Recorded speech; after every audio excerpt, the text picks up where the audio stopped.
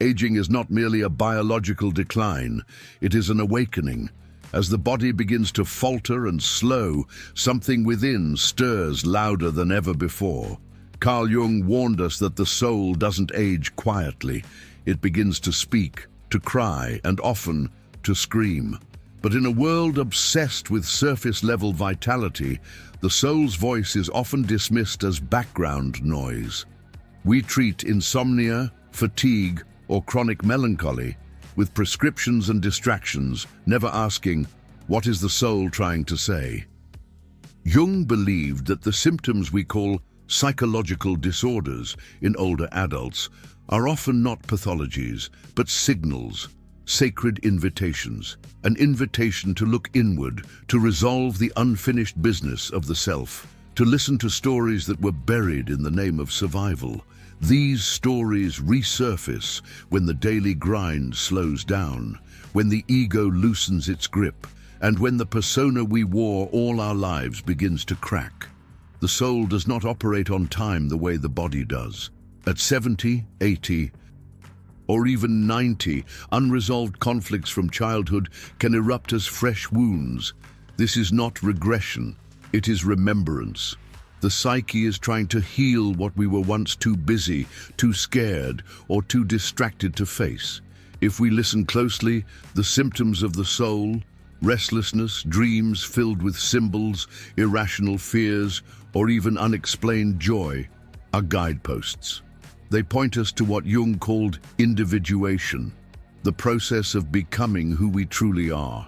And this process, though lifelong, finds fertile ground in the autumn of our lives. It is then, when roles fade, when productivity is no longer demanded, that the soul can speak freely. But will we listen? In a culture that idolizes youth, aging is often seen as a tragedy, a slow erasure of relevance. But for Jung, it was the opposite. He saw the elderly not as fading versions of their younger selves, but as evolving beings entering a sacred phase of transformation. He introduced the idea of the wise old man and wise old woman as archetypes, universal images of deep insight, intuition, and spiritual clarity. These archetypes aren't simply about intelligence or experience, they symbolize a psychic milestone, the integration of the opposites within us, light and shadow, masculine and feminine, conscious and unconscious. As we age, life itself pushes us toward this integration. It strips away the need to perform, to impress, to conform. What remains is raw truth and often unhealed pain. But within that pain is wisdom. Jung saw this archetypal journey as essential not just for the individual, but for society. The elder who has faced their inner darkness and emerged, transformed, becomes a light for others. They carry stories that are not just personal, but mythic. Their presence becomes a bridge between generations, a living symbol that life has deeper meaning beyond the material. Yet many never reach this archetype. Why? Because the symptoms of the soul, depression, anxiety, isolation, are misunderstood. Instead of being honored as part of a spiritual awakening, they're treated as problems to fix. The wisdom of aging is silenced under medication and distraction. To embrace this archetype, one must have the courage to stop running from time, from truth, from themselves. Modern medicine is brilliant at treating the body, but it often fails the soul. When an elderly person speaks of emptiness, of being unseen, unheard, or unnecessary, we prescribe pills. When they report nightmares, sudden guilt or fear of death, we diagnose disorders. Rarely do we ask the deeper question, what is your spirit experiencing? Jung warned that in ignoring the inner world, we reduce humans to mechanisms. And nowhere is this more dangerous than in the elderly, whose spiritual lives grow louder as the body quiets down. Aging stirs up archetypal material, deep symbols, emotions, and long-forgotten wounds that surface as symptoms. But if these symptoms are interpreted purely as pathology, the individual is robbed of their opportunity for growth and meaning. Imagine a woman in her 70s who begins to have vivid dreams of drowning. A psychiatrist might interpret this as anxiety or trauma, but Jung would ask, what part of her is being submerged? What truth is she not acknowledging? These dreams may be invitations from the unconscious to dive into unresolved pain or to face mortality with honesty and courage. The danger of modern approaches is that they silence these invitations. Numbing symptoms, we mute the messages of the soul. We fail to see the psychic suffering that lies beneath the surface. Grief for a life not fully lived, fear of dying without purpose, or guilt for actions never reconciled. To truly care for the aging, we must relearn how to listen, not just to their words, but to their silence, their symbols, their moods, and their stories. Because sometimes what medicine calls a symptom, the soul calls a message. Aging is not simply the body weakening. It is the soul removing its masks. Carl Jung insisted that the later years of life are when the psyche finally demands its reckoning. The parts of ourselves that we buried, denied, or ignored for decades begin to surface. This is the confrontation with the shadow, the hidden self we've been running from our entire lives. The shadow includes everything we didn't want to be, the selfishness we suppressed, the anger we pretended we didn't feel, the failures we never forgave ourselves for. Tanti.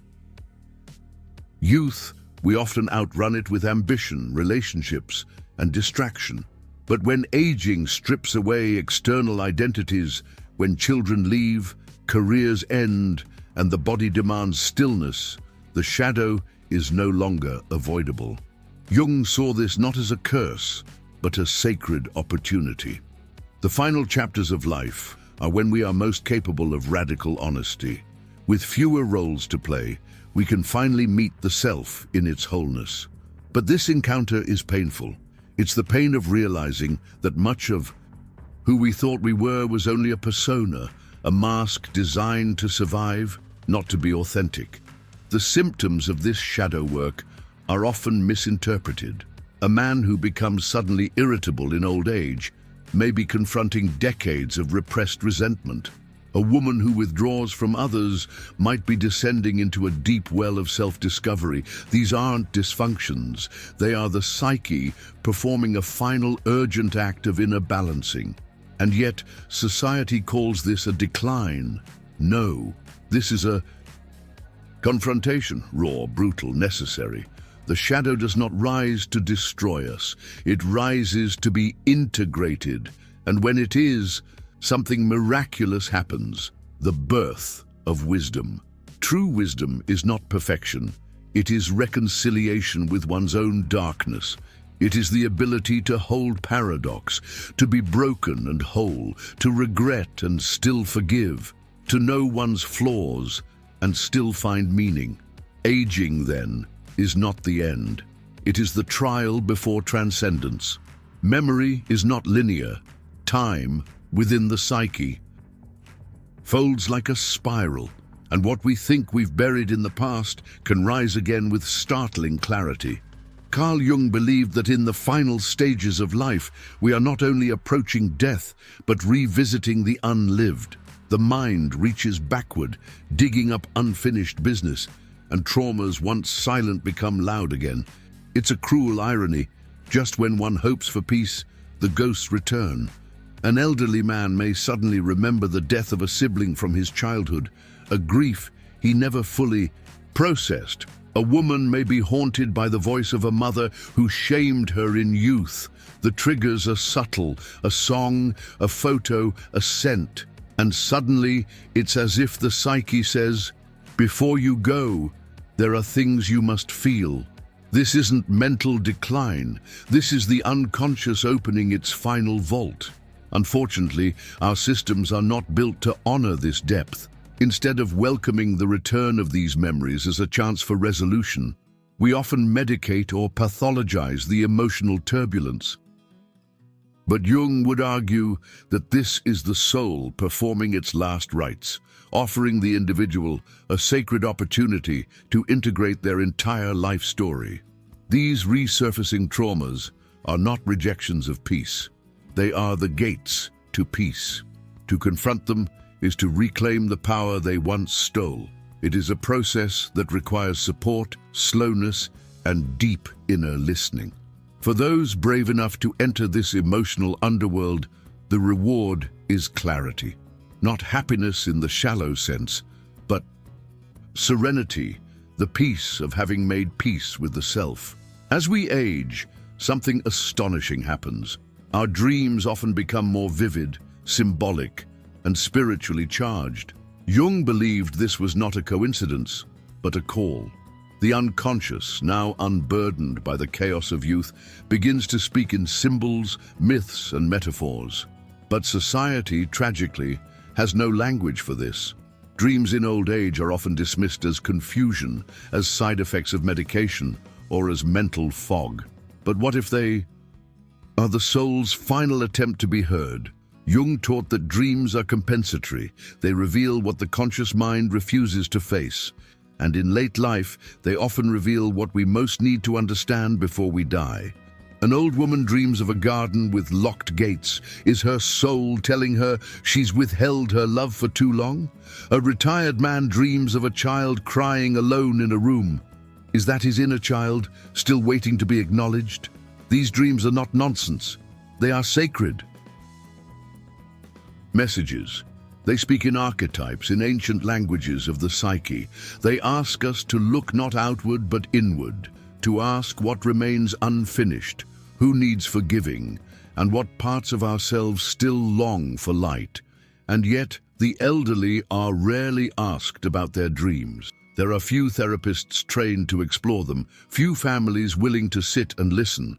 But in these dreams lies immense richness, not just for the dreamer, but for the community. For dreams in old age are often collective in nature. They don't just belong to the individual. They belong to the tribe, the culture, the next generation. To honor the dreams of the old is to honor the soul of humanity itself. Throughout our lives, identity becomes tightly woven with function. I am a mother. I am a teacher. I am a businessman. These roles shape our sense of self. But what happens when those roles fade?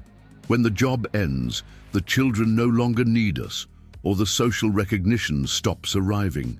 Carl Jung warned that the later years of life confront us with a terrifying void, the dissolution of the identity we spent decades building. This crisis is not superficial. It is existential. We look in the mirror and no longer recognize who's there. The accolades and achievements no longer define us. Retirement, once idealized, becomes a psychological exile. The question that quietly haunts many in their later years is not, what will I do now? But, who am I now? For Jung, this was the soul's most critical juncture. If one continues clinging to the outdated persona, the public mask, the psyche suffers. Depression, anxiety, and disorientation arise not because of aging itself, but because of the resistance to spiritual evolution. The identity we wore was never meant to last forever. It was scaffolding for the self. Aging demands we let go of the scaffolding and look inward to what is eternal. The suffering of identity loss is a gateway. Those who dare to pass through it often discover a new center, not in ego, but in essence. This new identity is not based on doing, but being, not on status, but spirit. However, this transformation requires a cultural shift. We must stop telling the elderly they are past their prime and instead begin asking them deeper questions. What does your soul long to express now? Who have you become beneath the persona? Without this invitation, many remain stranded, ghosted by a version of themselves that no longer exists.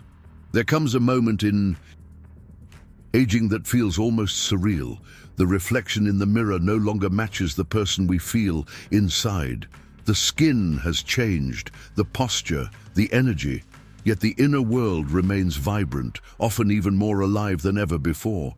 Carl Jung spoke little about the aesthetic experience of aging, but his ideas about the body and soul suggest a deep psychological rupture that occurs when the body becomes a stranger. This rupture is not vanity, it's disorientation. The person you see in your mind's eye is not the one looking back.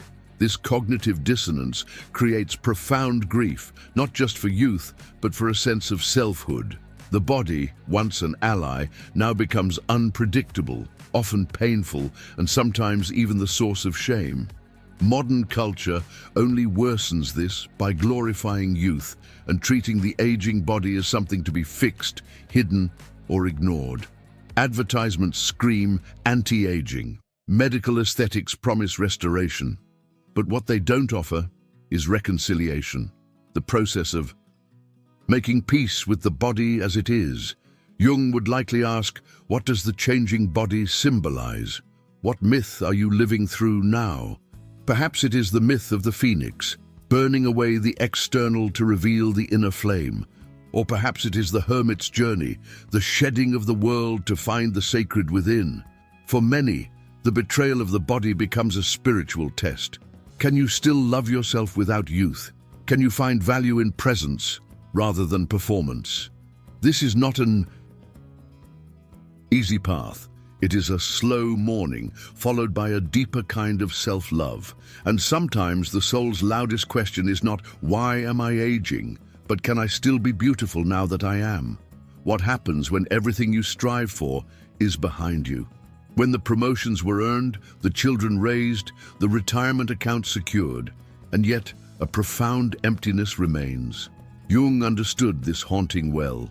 He knew that success could not fill the soul, and in old age, when the noise of ambition quiets, many are left with a question they never had time to ask. What was it all for? This is the shadow side of achievement. In youth, purpose is often externally defined by work, by recognition, by contribution. But when those things recede, so too does the illusion of fulfillment. Suddenly, the calendar is empty, but so is the heart. This is not depression in a clinical sense. It is spiritual displacement. Jung believed that in the second half of life, we must shift our focus from achievement to meaning, from outward expansion to inward integration. The problem is that few are prepared for this shift. We are taught to build, to conquer, to grow, but rarely to pause, reflect, and simply be. This emptiness is an invitation. It is the soul asking us to plant new seeds, not in the world, but within. Creativity, mentorship, contemplation, and spiritual exploration become the new arenas of purpose, but only if we're willing to let go of the metrics we once used to define our worth. Many cannot. They remain trapped in nostalgia, haunted by their younger self, or worse, they try to relive past glories instead of evolving. But those who surrender to the quiet often discover something miraculous, an inner richness that was always there, waiting beneath the noise of success. Because in the end, the most profound achievements are not what we built outside, but what we come to understand within. Aging transforms not only the body and the mind, but the very landscape of human connection. As Carl Jung observed, the later stages of life are not meant for expansion, but for distillation, and this includes our relationships. Friends die, children grow distant, spouses evolve or fade into silence. The social circles that once felt vibrant begin to collapse, and in their place, a strange emptiness often emerges. This thinning of relational life is not just circumstantial, it is archetypal. As we age, the psyche naturally moves inward. The energy once projected outward toward ambition, romance, and status turns toward inner exploration.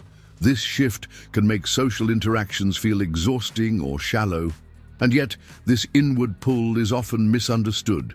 Elders are labeled as lonely or antisocial, when in fact they may be answering a sacred call to solitude. But loneliness is real too, especially when relationships that once defined our sense of belonging no longer serve the soul. Many elders find themselves estranged from their children or emotionally disconnected from partners they've lived with for decades. These losses are not always dramatic. Sometimes they're quiet, like a conversation that slowly runs out of words. Jung might say, these transformations are the psyche's way of forcing us to confront the deepest relationship of all, the one we have with ourselves. Still, the hunger for connection never dies. What changes is the quality of connection we seek. In old age, we long not for popularity, but for intimacy. Not for busy dinners, but for meaningful silence. We seek people who see us not as who we were, but who we are becoming. And for those who find such relationships with a partner, a friend, a grandchild, or even a stranger, there is a kind of grace. Because in the twilight of life, even a single authentic bond can be a lighthouse. There is a type of loneliness that transcends social isolation. It is not about how many people surround you, but whether anyone truly sees your soul. This is the archetypal. Loneliness, Jung described, a feeling not rooted in circumstance, but in the very structure of the human journey. In old age, this loneliness intensifies. Why? Because so much of what once connected us to others begins to vanish. Shared goals, mutual obligations, and future plans all dissolve. Conversations become more about memories than dreams, and while nostalgia can be comforting, it can also be a mirror of what is no longer accessible. This kind of loneliness is haunting. It makes one feel like a ghost, present in the world, yet unseen, unheard, untouched. You can be surrounded by family, loved by grandchildren, even respected in your community, and still feel this hollowness. It is the ache of knowing that your inner world is no longer mirrored by anyone else's. Jung saw this as part of the individuation process. To become whole, we must walk parts of the journey alone. This solitude is not punishment. It is alchemy.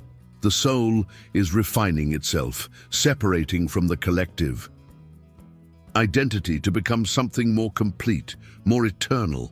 But the pain is real, and it deserves compassion. Society often dismisses this inner loneliness with platitudes. Get out more, join a club, stay active. These solutions, while well-meaning, miss the point. The archetypal loneliness of the aging soul is not a social problem. It is a spiritual initiation. To honor it, we must allow space for silence. We must learn to sit with the aged, not to fix them, but to witness them, to hear the poetry beneath their pauses, to respect that sometimes the most sacred human experience is simply being present with another in their quiet sorrow. Because in that space, loneliness becomes communion. In the later years of life, something extraordinary begins to happen. The spirit, long overshadowed by the ego and the demands of the external world, starts to speak louder. Jung believed this was not an anomaly. It was the very purpose of aging. But the tragedy of modern society is that we rarely listen. The elderly often find themselves ignored, dismissed, or treated as relics of a bygone era. Their stories go untold, their wisdom goes unasked, but inside, their souls are stirring with urgency, to be heard, to be witnessed, to share what only time can teach. This is not egoic desire. This is the soul fulfilling its final function, to integrate, to transmit, to transcend. Imagine the inner world of someone who has lived 70, 80, 90 years. The griefs they've buried, the love they've felt, the regrets that still whisper at night, the dreams that never came true, and the ones that did. This psychic richness is a treasure trove, but it is so often overlooked. Jung might say, this is the last blossoming of the spirit before it returns to the source. To ignore it is to deny the very essence of what it means to be human. What does the soul of an elder long to say? Sometimes it speaks in stories, sometimes in tears, sometimes in silence that trembles with meaning, but always it speaks.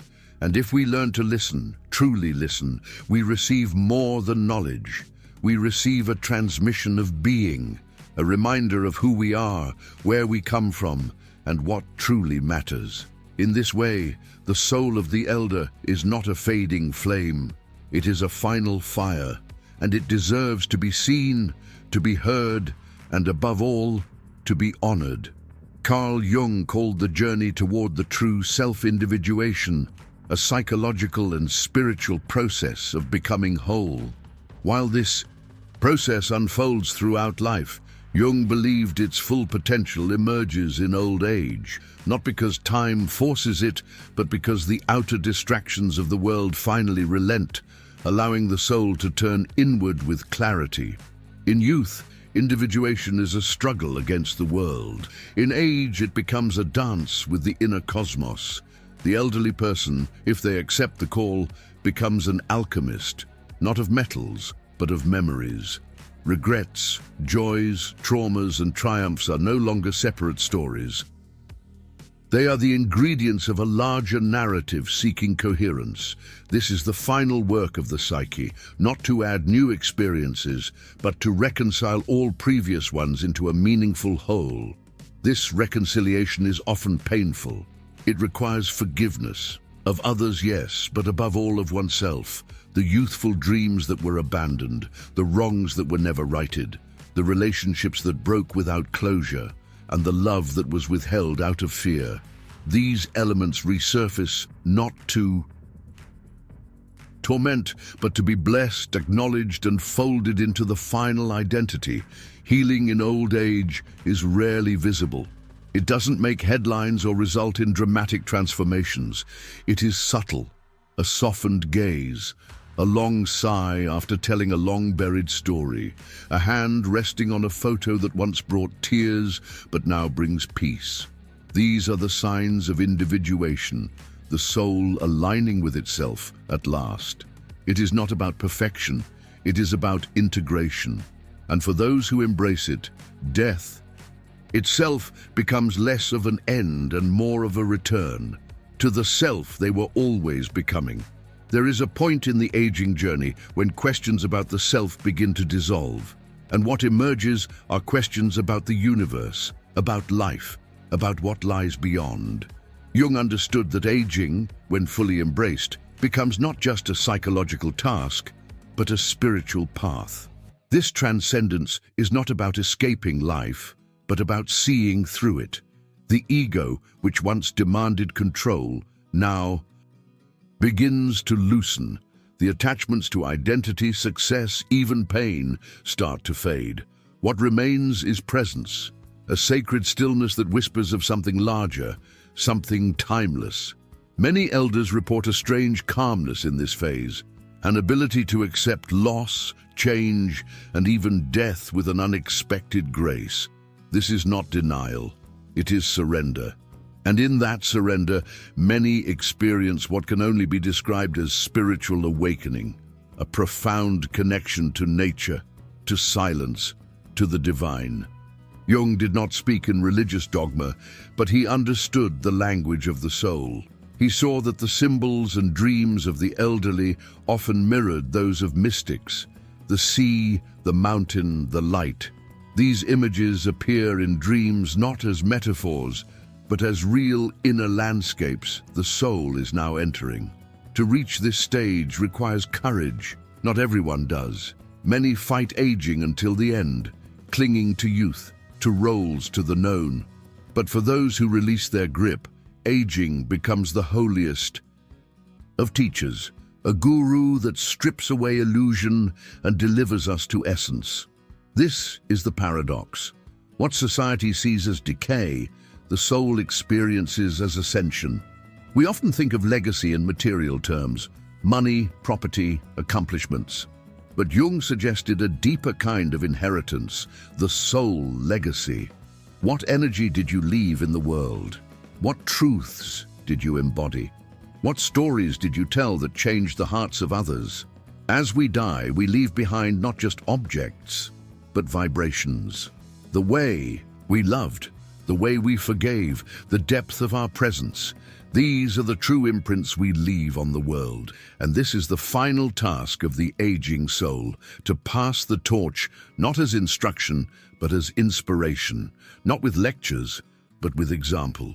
The elder who lives with integrity, who speaks truth gently, who listens deeply, that person becomes a lighthouse. Not for many, perhaps, but even for one soul, the light matters. Jung would say that this transmission is archetypal. Every culture once had elders who held wisdom, not because of their title, but because of their essence. Today, that tradition has faded, but the need has not. We are starving for depth, for elders who carry soul, not just information. To be that kind of elder, one must first face the self. One must walk through all the previous stages we've discussed: the shadow, the solitude, the grief, the dreams. Only then does the soul shine through clean and clear. And then something magical happens. The soul doesn't just leave the world, it echoes. In grandchildren's laughter, in stories retold, in quiet moments when someone remembers your presence and feels steadier, braver, more human. That is legacy. Not a monument, but a mirror. One that reflects who we truly are, even after we're gone. As we reach the culmination of this exploration into the profound insights of Carl Jung on aging and the soul, it's essential to reflect deeply on the journey we've undertaken. We've delved into the silent calls of the soul, the archetypes that shape our understanding, and the invisible symptoms that modern medicine often overlooks. We've confronted the shadows that aging brings to light, revisited past traumas, and listened to the dreams that speak volumes in our later years. We've examined the crises of identity, the pain of becoming strangers to our own bodies, and the emptiness that can follow worldly achievements. We've navigated the transformations in our relationships, the archetypal loneliness that can pervade even crowded rooms, and the spirit's longing to be heard. We've embraced the process of individuation, the transcendence that aging can offer, and the invisible legacies we leave behind. In weaving these narratives, we've not only honored Jung's psychological perspectives, but also touched upon the spiritual dimensions that aging unveils. It's in this sacred space that we find a bridge to a deeper understanding, a connection to a love that transcends human comprehension. Consider the words from the Gospel of John: "For God so loved the world that he gave his only begotten Son, that whoever believes in him should not perish but have everlasting life." This verse encapsulates the essence of divine love, a love so immense that it offers eternal life to all who believe. It's a reminder that regardless of our age or the paths we've walked, there's an invitation to embrace a relationship with the divine. This love isn't distant or abstract. It's personal and transformative. It reaches into the depths of our being, offering healing, purpose, and hope. As we've seen through Jung's lens, the later stages of life are ripe with opportunities for growth, reflection, and connection. Similarly, the spiritual journey invites us to find meaning beyond the material, to seek solace in a relationship with God, and to discover the peace that surpasses understanding. If this message resonates with you, I encourage you to explore this relationship further. Embracing faith in Jesus Christ isn't about adhering to rituals or traditions. It's about opening your heart to a love that redeems, restores, and renews. It's about finding comfort in the promise that you're never alone, that your life has purpose, and that there's a place prepared for you beyond this temporal existence. As we conclude, I invite you to reflect on these truths.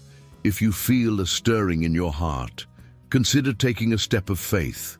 Seek out a community, delve into the scriptures, and open yourself to the transformative power of divine love. Thank you for joining us on this journey. If this exploration has touched you, please like this video, subscribe to our channel, and share it with others who might find solace and inspiration in these messages.